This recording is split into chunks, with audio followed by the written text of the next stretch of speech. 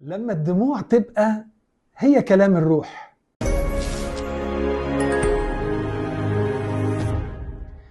في وقت بيجي عليك تحس ان الحياة خذلتك، واقف في نص الطريق تايه وتعبان وفاقد كل حاجة. ساعتها بيبقى سلاحك الوحيد هو دموعك اللي الناس بتقعد تحاول تمنعك عنها، وكأن البكاء ده عيب او ضعف. بس الحقيقة الدموع مش رد فعل، الدموع دي لغة، هي صوت الروح لما بتقول أنا موجوعة ومحتاجة أتنفس.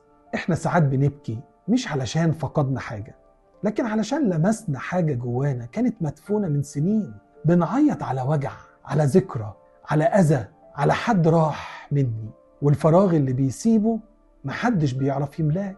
العالم ساعتها يقولك دموعك ضعف، لكن المسيح بيقولك أنا بكيت عند قبر العازر، مع إنه كان عارف إنه هيقومه بعد لحظات، لكنه بكى لأنه تألم، لأنه فقد.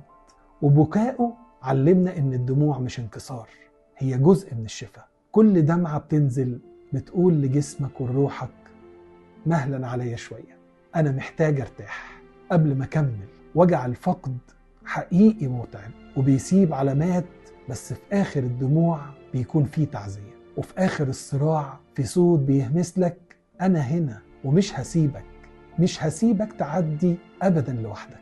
ربنا شايف تعبك، شايف وجعك، شايف الحروب اللي محدش عارفها، وبيحول دموعك لطريق نهايته تعافي حتى لو الرحلة طويلة.